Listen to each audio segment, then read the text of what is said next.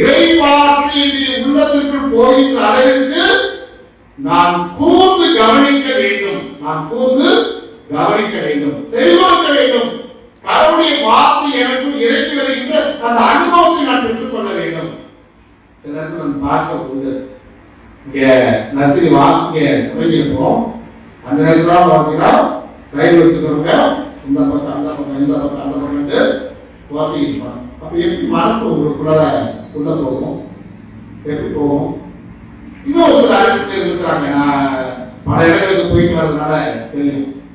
Bible வாசிச்சுட்டு இருப்போம். உதாரணத்துக்கு முதல் வாசிக்கிறான்னு சொல்றேன். 7ஆம் மாதம் முதல் நாள் குரு எஸ்ரா அப்படின்னு சொல்லி இவங்க வாசிக்க நீங்க சொல்லவே அப்படியே அதே நேரத்துல ஒரே நேரத்துல அவரும் சத்தம் போட்டு வாசிக்கிறாங்க.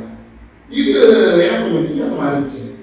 அந்த ஃபாதர் சொன்னாரு, ஃபாதர் இந்த பங்குலையும் பார்க்க மாட்டீங்க, எங்க பங்குல பாத்தீங்கன்னா வாசிக்கிறது மட்டுமல்ல எல்லாரும் சேர்ந்து வாசிக்கிறாங்க.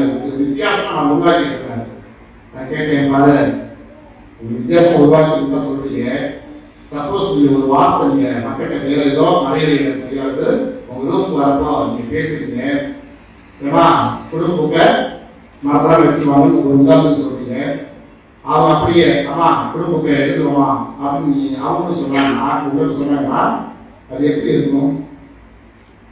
வாசிக்கணும், கேட்கிறவங்க கேட்கணும். இதெல்லாம் பல பேருக்கு காமெடி. நான் எது செய்யணும் ஒரு ஃபீலிங் இல்லாம செஞ்சு